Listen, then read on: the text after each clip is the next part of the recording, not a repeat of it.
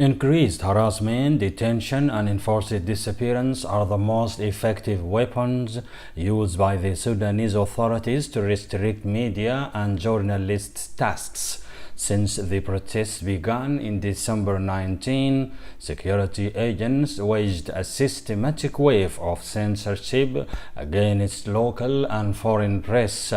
Arbitrary measures were adopted by Sudan government to prevent coverage of ongoing protests organized by Sudan Professional Association (SPA).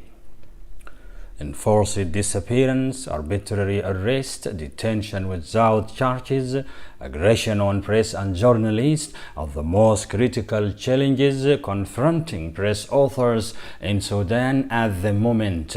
Like any other journalist in Khartoum, Osman Merghani, the editor-in-chief of a Tayyar independent newspaper, is regularly suffering aggressions and detention.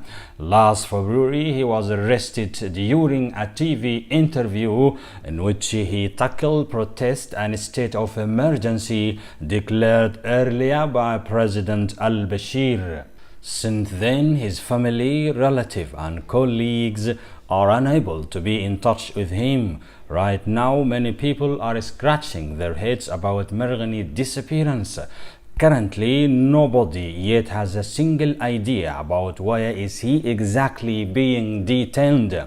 Despite his critical medical condition, which requires special health care, Merghani is held incommunicado detention without access to doctor, family, or lawyer visit.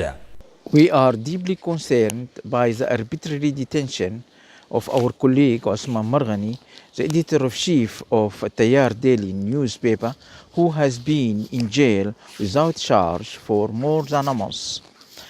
Merghani did not commit a crime, but he just expressed his point of view during an interview with Abu Dhabi-based Sky News, and he spoke, about the ongoing demonstrations in Sudan.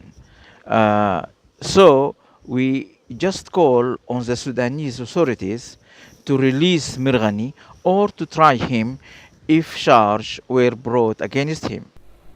Earlier, an unidentified armed group believed to be security personnel stormed a Tayyar premises in Khartoum, where they confiscated laptops, cell phones, and destroyed equipment.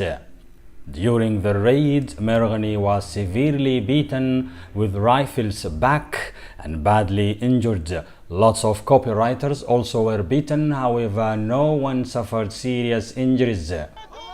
Authorities in Khartoum always turn a blind eye and take no practical action to arrest or prosecute perpetrators on press.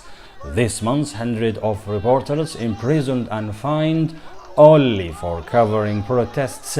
Many others convicted with charges such as public disturbance, incitement, dissemination of false news, and disturbing peace and public tranquility. Female journalists also were targeted and always beaten, imprisoned, and fined. Many of them are still in custody without any known charges. Khartoum government follows a cruel ISIS-like system to suppress freedom of expression and freedom of the press. Journalists are arrested, beaten, and threatened with death. The security service control everything and harass newspapers and other media.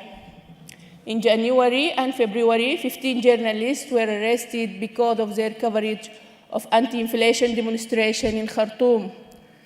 Some of the same journalists were later questioned simply for meeting with EU ambassadors in Khartoum. A Sudanese blogger living in Saudi Arabia, H.R.J.N, was extradited in May and handed to Sudanese security for talking online about corruption in the security service. These are all daily violations that show the grip of the security service on the press. Attempting to prevent coverage of protests last month, authorities revoked credential of more than 8 international foreign media outlets. Al Jazeera, Al Arabiya, Al Hurra, and the Turkish news agency were among entities their work license revoked. The CNN, BBC, and Channel 4 correspondents escaped Sudan after being threatened with charges bearing death penalty. Local news presenters were also punished and suspended for only condemning shoot-to-kill policy. On a regular basis, printers are being raided by security agents at dawn and confiscate issues after already being printed and ready for distribution. Sometimes security agents work as editor-in-chief and ordered senior copywriters through a phone call to remove certain headlines or replacing them with selected ones. This behavior has inflicted heavy economic damages on newspapers owners, a matter which make it difficult for them to pay back journalist wages. The National Council for Press and Publication (NCPP), which regulates media across Sudan, has exerted no efforts to protect or halt aggressions against journalists.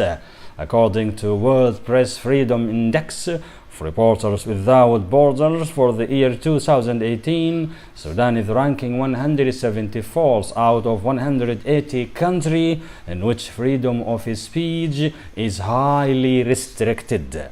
After the declaration of a state of emergency by President al-Bashir, more human rights violations like arbitrary detentions, restrictions on press freedoms are expected to be committed, according to Sudanese media and law experts. Brahim Hamdi, Human Rights Journalism Network, Sudan, Khartoum.